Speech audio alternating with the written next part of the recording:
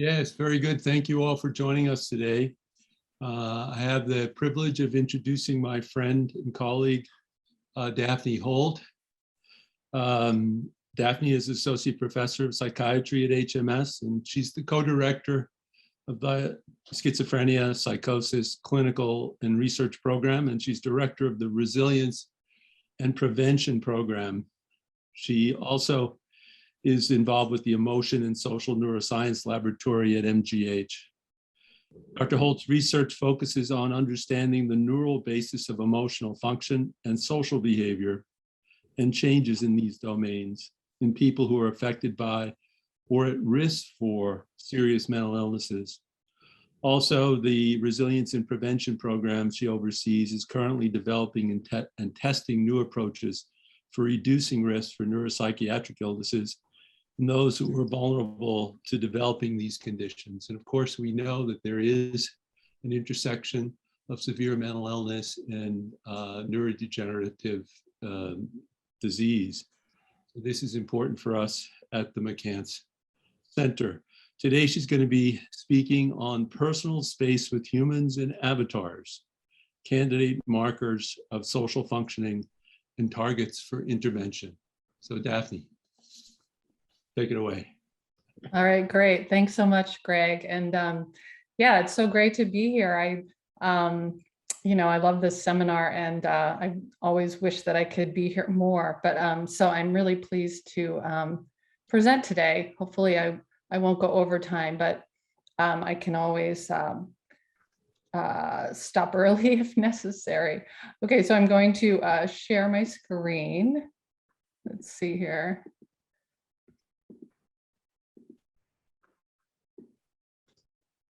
And then, okay. All right, so yeah, today I'm actually going to focus on one line of research in my group that's really focused on understanding personal space, the neurobiology of it, and changes in personal space in people with neuropsychiatric illness and at risk for neuropsychiatric illness, and some preliminary work, some initial work that we've done testing it as kind of a marker of social functioning and something that can be perhaps altered in interventions aimed to improve social functioning. So yeah, and personal space, it's something we all kind of vaguely know what it is, but I think it's not something that any of us had thought about a lot. Well, I guess we were thinking about it for a few years, but before the pandemic hit, but now obviously personal space is something that we think about all the time. So I'm going to talk a little bit about that in a minute. But personal space is defined by many investigators as the area people maintain around themselves into which others cannot intrude without causing discomfort. And as you probably know, personal space is influenced by a lot of things, in a moment-to-moment way. When you're with other people, there's things like gender and social hierarchy and cultural influences. And there are actually a lot of sort of physical variables that influence personal space, like, how tall people are and differences between their heights and all of that. But it also turns out really amazingly that people have a kind of underneath all these kind of variables that can change, a bit of a trait-like preference for a certain amount of distance from other people. So there's both this kind of trait component and then these situational variables, which I'll talk about in a minute. So what is personal space for? I mean, why do we have it? So the interesting thing is that it's actually incredibly conserved over, all of the animal species, basically every animal that you can think of. And I'm sure you can think about it in your daily life when you walk through a park and a squirrel, runs away from you when you get to a certain distance. Basically, every animal, including like bees and, obviously herd animals and every kind of primate has a personal space, meaning like kind of a comfort zone into which if somebody comes in, another member of the species, a conspecific comes into that space, it creates discomfort. And so it serves clearly a basic defensive function, protecting the organism from harmful intruders. And this is just, a paper that came out not long ago in Neuron showing that even like baby zebrafish have a personal space. If a stimulus reaches a critical size or proximity, escape motor programs are engaged in these fish. So the other thing, though, that's important about personal space, it's not only about defense. There's also a kind of a subtle thing that, probably you're all aware of, that has to do with communicating certain kinds of social information. So these are just, images that I took from this manual that, business people use actually to improve their personal space sort of communication, their body language. And so it just illustrates that different types of distances and positioning yourself relative to another person can communicate different kinds of information. They have here this top one that communicates a cooperative stance, or there's the more competitive kind of way that you interact with someone, or maybe you're conveying a certain amount of independence. Now, obviously, all this stuff has been completely upended by the pandemic, right now. So, so we'll talk about that in a minute. So, despite all of these variables that can sort of affect personal space in a situational kind of context dependent way, as I mentioned, there's a kind of a trait level preference that's very automatic, very unconscious, as I'll show you in a minute, that we can measure, in the laboratory. So, and it turns out that it's extremely reliable. People, show this preference over and over again. So here's just some data just showing you 6 people's personal space size. So, it can be called interpersonal distance or personal space size. And all these people, you can see, have a particular personal space preference. And they show that over and over and over again, trial after trial. And there's incredible amounts of variability across people, which was very, mysterious to us at first. And you can see on the right-hand panel here that the stability actually lasts for a long time, that we see this stability, over the period of a year in our measurements. But people have measured it for longer than that.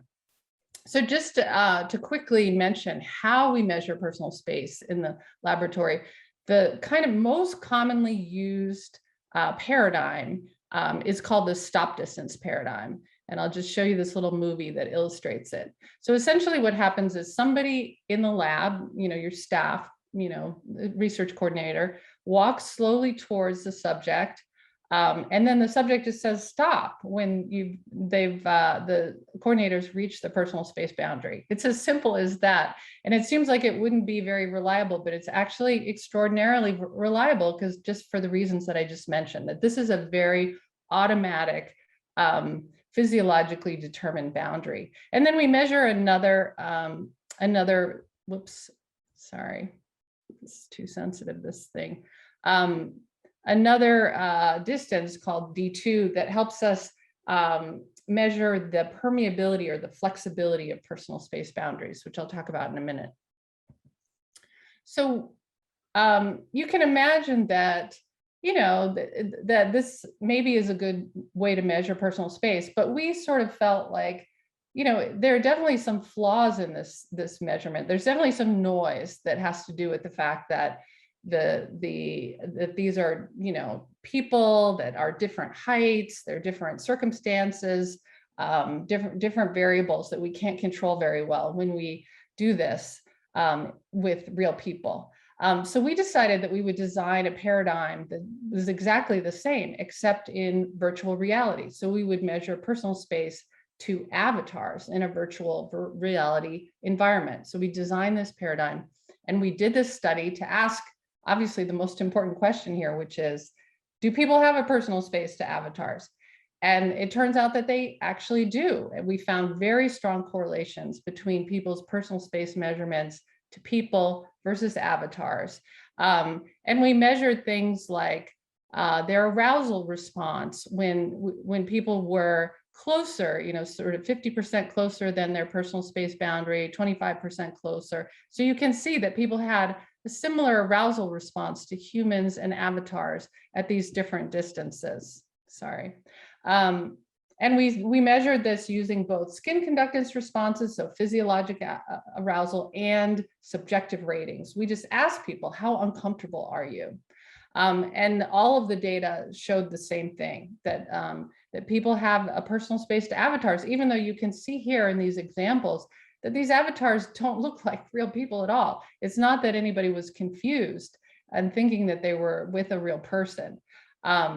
So this is a very strong unconscious sort of function of our brains. So what about the pandemic? Obviously, our personal space has changed in so many different settings because of social distancing mandates. And just the effects of being in this crisis where we've been more isolated, we've been more just generally uncomfortable being around people we don't know. How has this affected personal space? Well, we did a small study, because we couldn't do a ton during the pandemic, but we actually called back a lot of those people who were in the original VR study, which I showed you was completely done before the pandemic. And we measured everything that we measured before the pandemic, we measured in these people. And we found that personal space increased in these people, maybe not surprisingly to actual humans, but the thing that was somewhat surprising was that people's personal space to avatars was also just as enlarged during the pandemic, suggesting that this is, again, a very automatic thing that's happening in our brains, because obviously when you're, encountering an avatar in virtual reality, there's zero danger of any kind of COVID infection. So this is something that's ingrained. And, a really interesting question that we could talk about is, what's going to happen, obviously, as the pandemic subsides? Are we still going to have this discomfort? I have to say, from my own perspective, I still feel, even though I've been vaccinated, a lot of the people around me are vaccinated. Sometimes I feel, I stiffen up when I'm in a group of people in an elevator or something like that. So it may turn out that, things are going to be different for a while, and it may be a useful marker of, how people respond as the pandemic subsides, and how people sort of readjust to whatever we end up having as our, quote, new normal. Sorry to use that phrase. But now I just want to take a step back and explain to you why I've been interested in personal space for many years now, why we've been studying it, because, it was just kind of an accident that we happened to be studying it during the pandemic. We had actually been studying it for a long time before that. So, my group has been studying schizophrenia for a long time, as Greg mentioned. And just to kind of very quickly, maybe if you're not familiar with schizophrenia, you can read some of these things on this slide, but I'll just remind you very briefly that schizophrenia is a serious mental illness that only affects 1% of the population. And it's very, very disabling in, unfortunately, a pretty large percentage of people who have this diagnosis. Unfortunately, we don't have great treatments for the most disabling symptoms of the illness. We do have some treatments for the positive symptoms, but not what we call negative symptoms, which are the symptoms that really affect people's social functioning. And so the disability that has been observed in schizophrenia really has been linked to these social functioning deficits, which in turn have been linked to abnormalities in social cognition. And social cognition is kind of this almost like catch-all category that really is comprised of all the processes that our brain sort of produces to mediate sort of perception of social cues and the generation of appropriate responses to those social cues. So that includes things like facial affect recognition, understanding people's intentions, and personal space. So I'll just cut to the chase, and there was a lot of work that preceded this, but I'll just tell you the bottom line is in schizophrenia, it turns out that it's been consistently observed by our group and others that people have enlarged personal space. So they tend to stand further away from other people. And we've seen this in 3 independent cohorts in our studies, but other people have observed this as well. But the thing that's fascinating, because there are many things that people have measured that have been shown to be abnormal in schizophrenia, and sometimes you're just kind of left a little bit stumped, like, okay, that's interesting, but why? What's the reason, and why is it important? So one thing that we noticed immediately, which is the case actually with a lot of things that people measure in schizophrenia, but people don't often highlight this, is that there is tremendous variability within these groups, within the control group, within the patient group, which is similar to kind of the slide that I showed you earlier with the 6 subjects data on it. So, there are many people with schizophrenia who have totally sort of normal personal space, but then there's some people who don't have schizophrenia, who are sort of healthy, who have enlarged personal space. So really the key question for us was, what accounts for this variability? So we found in people with schizophrenia that negative symptoms and more importantly, some key components of negative symptoms like social anhedonia, the lack of interest in being around other people, that seemed to correlate with personal space enlargement. And we saw this both with personal space size and also personal space flexibility, or permeability, which is the flexibility of the boundary of personal space. And we've seen this in a couple of different samples now, 3 different samples actually, that negative symptoms correlate with either or both personal space size and permeability, and social anhedonia.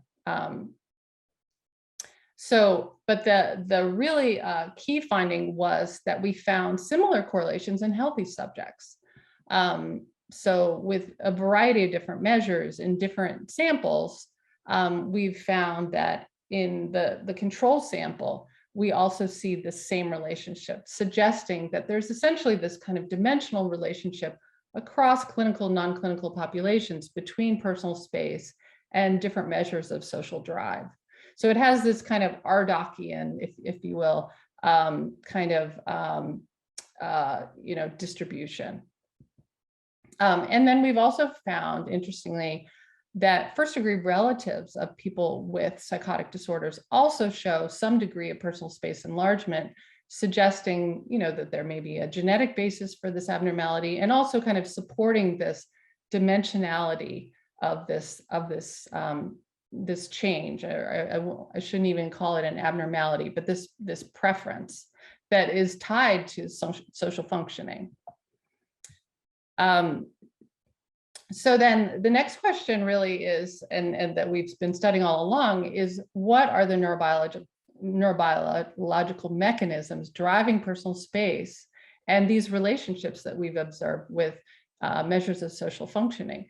So again, this is something that has been studied in a variety of species, including non-human primates. And in all of this work, people have identified this network of parietal areas, kind of dorsal and inferior parietal cortex, and kind of ventral premotor frontal areas, as well as subcortical areas like basal ganglia regions and that sort of thing. And so, there's essentially a multisensory near space preferring kind of network that people have called the peripersonal space network. And so we have been studying this network in various ways. And one way, obviously, is to use functional connectivity. In this more recent study, we have found, again, evidence for this dimensional relationship between this behavior, personal space size or permeability. In this case, it was permeability that correlated with the connectivity of the peripersonal space network with the default network. And we found this pretty robust correlation in controls, patients with schizophrenia. And then obviously, if you combine the sample, the correlation is even stronger. And then we found, that, and I didn't show this, but we also in the same sample found these relationships with social anhedonia and social withdrawal. And then in the patient sample, we found this mediation relationship. So essentially that the association between the connectivity variation, the variation in PPS network connectivity and social withdrawal was fully mediated by personal space permeability.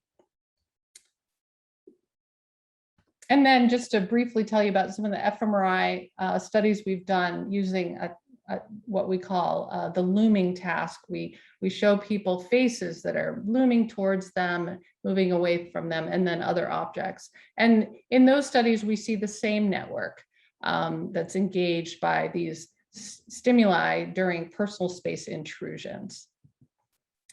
So again, what's interesting is that we find very reproducible patterns of activation within individual subjects, which is actually somewhat rare in fMRI studies.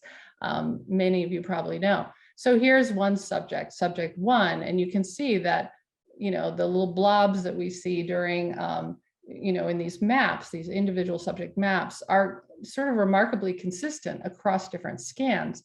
But yet when we look at different subjects, subject 1, subject 2, subject 3, the pattern is a little bit different. I mean, similar, obviously, but a little bit different across subjects. So this was really exciting to us because I think, the kind of the holy grail of psychiatric neuroimaging is to be able to look at individual subjects in this kind of detailed way where we can see reliability within subjects and then be able to compare across subjects.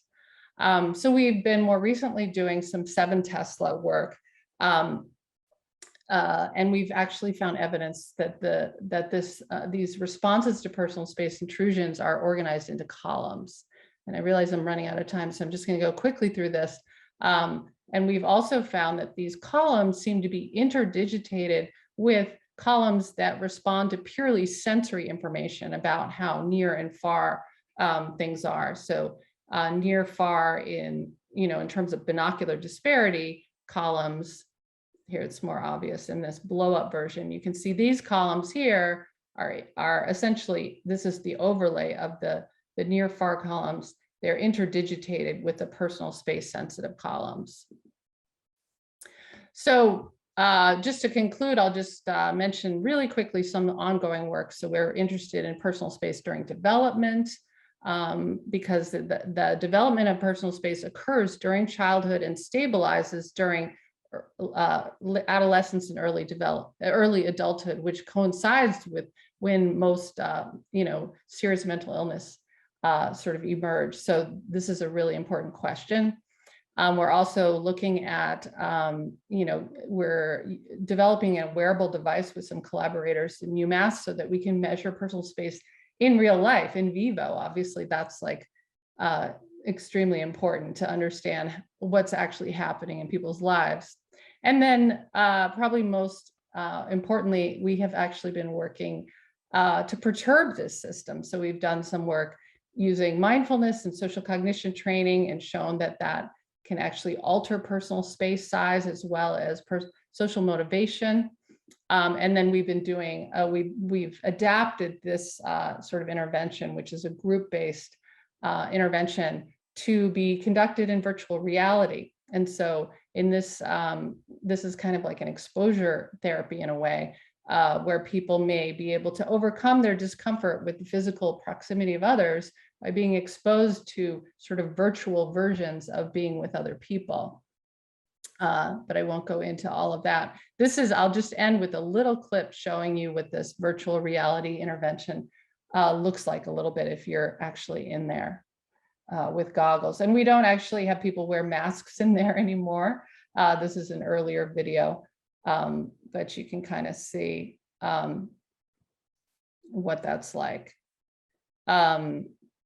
So yeah, just want to thank you all for listening. I know it was a little bit of a whirlwind through a lot of different data.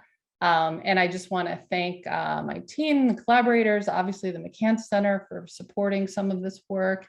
and the participants of the studies. And I just want to especially highlight Mona Naziria Vanaki and Roger Tutel and Sarah Zapidis, who played really central roles in the work that I showed you today. That was wonderful, Daphne. I'm sure many people in the audience have been opened up to a brand new area, and you've kindled, I'm sure, hundreds of associations in the brains of the people attending. It's really fascinating work. So I'm going to go to the chat to see what questions have popped up, and please feel free to add more questions. This question is, how would personal space differ in different cultures, racial and religious backgrounds? If this is unconscious and brain-wired, would you explain those differences? Yeah, I always get that question.